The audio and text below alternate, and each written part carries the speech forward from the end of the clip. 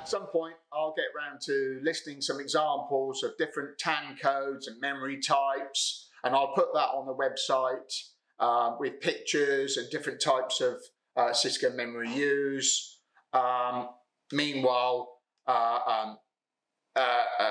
to shorten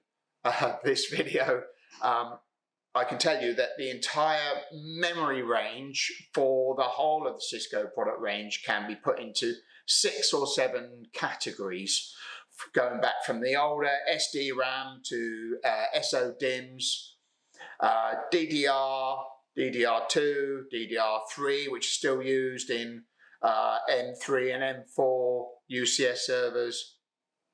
and the latest current DDR4 memory, which we are seeing across all of their new platforms.